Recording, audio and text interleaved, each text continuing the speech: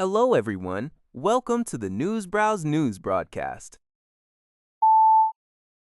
According to a report by RNZ, the newly appointed Prime Minister of the Solomon Islands, Matthew Wow, has proposed the concept of a Pacific-wide security treaty during his recent official visit to Canberra.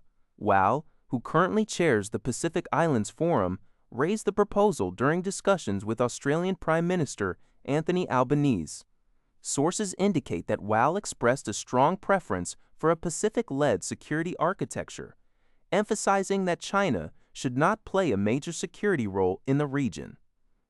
Since taking office, Wow has pivoted toward Australia, initiating negotiations on a new bilateral treaty, while also committing to review the controversial China-Solomon Islands Security Pact.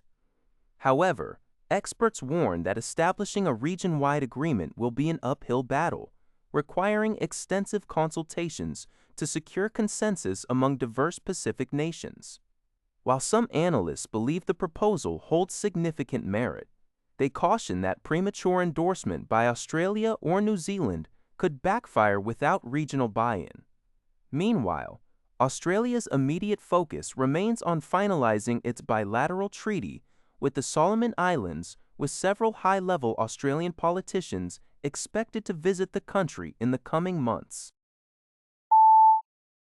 According to a report by the Canadian press, French President Emmanuel Macron has urged G7 democracies to cooperate on the regulation of advanced artificial intelligence systems and called on the United States to share its cutting-edge technology. Speaking at a high-level G7 meeting in Evian-les-Bains, France, which included top tech executives such as OpenAI's Sam Altman, Google DeepMind's Demis Hassabis, and Anthropic's Dario Amodei, Macron emphasized the need for international guardrails. The summit was overshadowed by a recent U.S. directive under the Trump administration that prevents foreign nationals from using Anthropic's most powerful new AI models, Fable 5 and Mythos 5. Macron criticized the restriction as a strictly nationalist reaction and warned that cutting off access could devalue U.S. firms.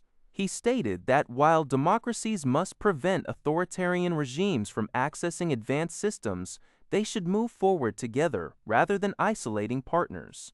As an insurance policy, Macron announced France will boost funding for its own AI industry. OpenAI CEO Sam Altman also supported the call, advocating for an international forum to establish global standards for testing and risk analysis. According to a report by UPI, Canada is nearing a major decision on its Canadian Patrol Submarine project, a procurement program to replace the Navy's aging Victoria-class fleet with up to 12 conventional submarines. The program's estimated value ranges from $40 billion to $80 billion over several decades. Ottawa is expected to select a preferred bidder within 30 days to begin detailed negotiations. The competition has been narrowed down to two main contenders: South Korea's Hanwha Ocean and Germany's ThyssenKrupp Marine Systems, TKMS.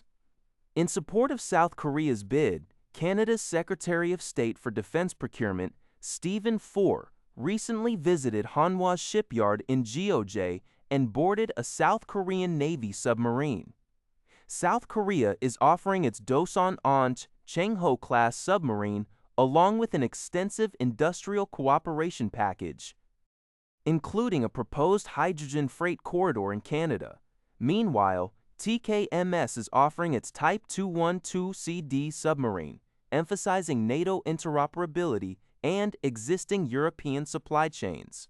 The final selection will depend on a combination of submarine performance, delivery speed, and long-term economic benefits for Canadian industry. According to UPI, Israel and Lebanon have continued to trade military strikes despite a recently signed ceasefire agreement, threatening to overshadow a pending United States-Iran ceasefire memorandum of understanding scheduled to be signed on Friday. During a press conference at the G7 summit in Evian-les-Bains, France, U.S. President Donald Trump criticized Israel's ongoing attacks, suggesting that the nation's response has been disproportionate.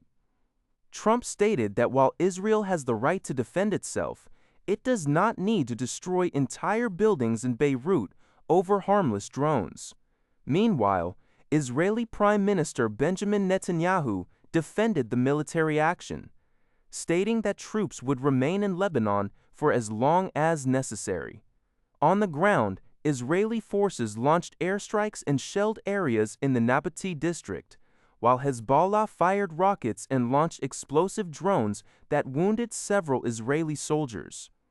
Despite the ongoing exchanges, Hezbollah leader Naim Qassem welcomed the upcoming U.S.-Iran agreement, calling it a great victory and urging a focus on reclaiming Lebanese sovereignty. Lebanese President Joseph Aoun also expressed support for a ceasefire while seeking an independent path in negotiations with Israel. According to a report by Global News, a 34-year-old Royal Canadian Mounted Police (RCMP) officer based in Quebec has been criminally charged with uttering threats online targeted at U.S. President Donald Trump.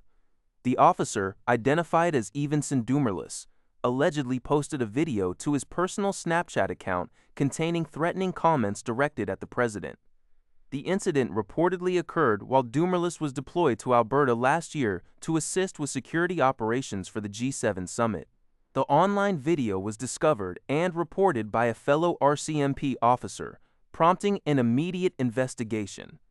Dumerlis was suspended from duty on the very day the video was reported, and the case was subsequently taken over by the Special Investigations Unit. In a statement, the RCMP emphasized that violent threats will not be tolerated and that perpetrators face significant criminal consequences. Dumerlis is scheduled to make his first court appearance in connection with the charges on July 30, 2026, at the Saint-Jean-sur-Richelieu Courthouse in Quebec. That's all for this video. Thank you for watching. See you in the next video.